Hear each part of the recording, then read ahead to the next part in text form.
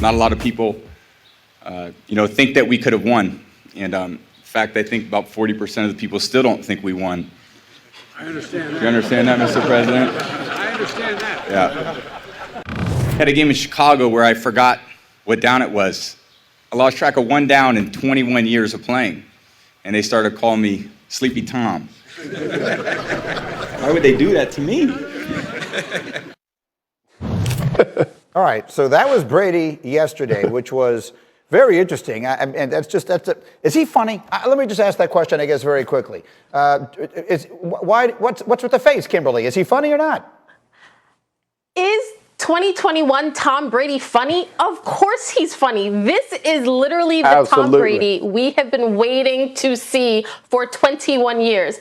And soak it up, Greenie. There's no question about it. This man is legit comedy right here. Do you think Tom Brady is genuinely funny? He's funny, but he's also rich, right? He also, sometimes when you got a little bit of money and a little bit of success, the jokes sometimes seem a little bit funnier, right? You got all those rings, right? The jokes seem a little bit funnier. So everything he's been saying and tweeting is hilarious, right? I get it. But I'm like, man, with all that success, right? Look who he's married to, little money in the pocket. You might have some people writing out these jokes and tweets for him. You never know. Chris Rock famously said, money will turn a bald spot into a part. That's how that goes. But let me cut Jeff Saturday right down to the quick. Who's funnier, Tom Brady or your buddy Peyton Manning? Oh, Manning. Oh. Come on, man. Listen, you've seen him on Saturday Night Live. He crushes it. Do you think I'm going to go against my boy? Come on, man. Yes. Well, I was cheating. The answer to anything with Jeff is always Peyton Manning. In the meantime, I want you to, much more interesting than that, is something that Brady said in an interview with Jim Gray. We're getting just a little bit of a glimpse this morning as to what motivates Brady. So remember last month when Brady said that he was stunned to learn that an unnamed other team had decided to stick with its current quarterback rather than to come after him, Tom Brady? He said, I was thinking, you're sticking with that bleep guy? He still won't say which team it was, but he did say this to Jim Gray. He said, there's private things for me that are going to remain motivational. They know who they are. It's fine. Everyone has a choice to choose. I think what you realize is there's not as many smart people as you think. And then listen to this.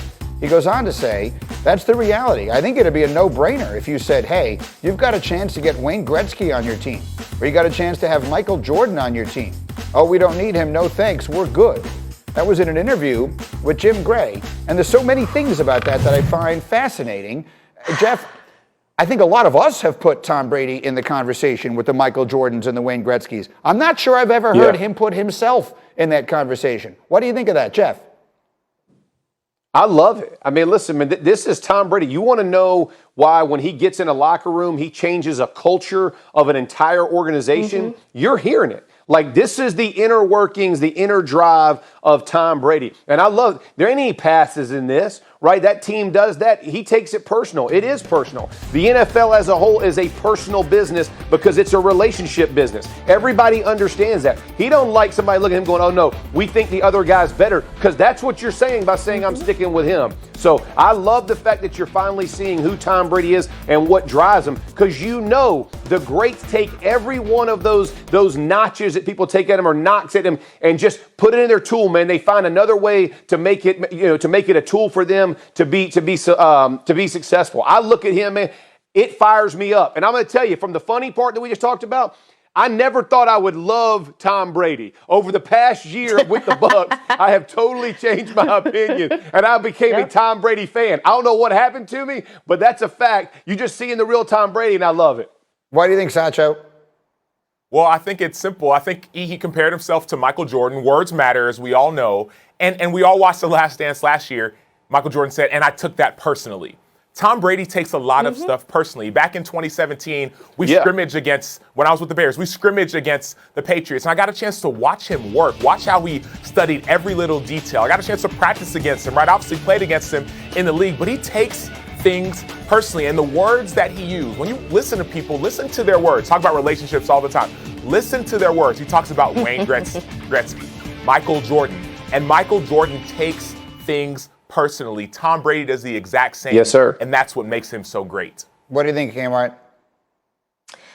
Listen, Before I went on vacation, we had a discussion on this show about Tom Brady and humility and the humble brag, and I was like, I'm not buying it. Tom Brady is walking around saying, I am that dude.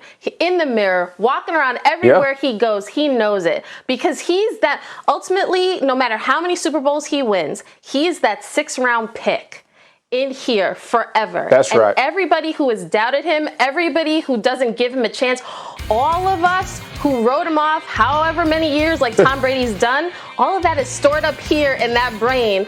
And whichever team he's talking about, we have some thoughts, whichever team he's talking about that decided to stick with their C-level guy and not take Tom Brady, believe he is going after them, and he'll always remember that. I think that's a really interesting point, because Wayne Gretzky was the great one from the time he was in middle school or younger, and Michael Jordan hit a shot that won the national championship game in college when he was a freshman and was the college player of the year and was the 3rd pick in his draft. And to your point, 198 players were selected ahead of Tom Brady. Yep. There's a part of you, Jeff Saturday, that doesn't leave you no matter how many championships you have. Oh, listen, I liken it to this. Remember when Rocky put up like the picture of Drago on his mirror and and he's putting his head and he's ripping up the picture and he's doing all those kind of things? That's what Tom Brady does to his own combine picture. He looks at his old combine picture that we always flash, and he sees that picture, and he just, I'm not going to be that guy. I'm not going to be that guy. I'm going to keep grinding my way. I love it, man. I mean, I love the attitude. I love the confidence. It translates to his football teams. Dudes love to play for him and play with him. That's why he keeps winning. He's a superstar on the defending champion Bucks. We will talk about another superstar on the newly defending champion Bucks in a different sport as we continue next. Giannis wears the crown now. Will the king reclaim his throne next season, or will it be another star? Big Perk and Jalen getting into the finals in a moment. And Sneaky Hembo is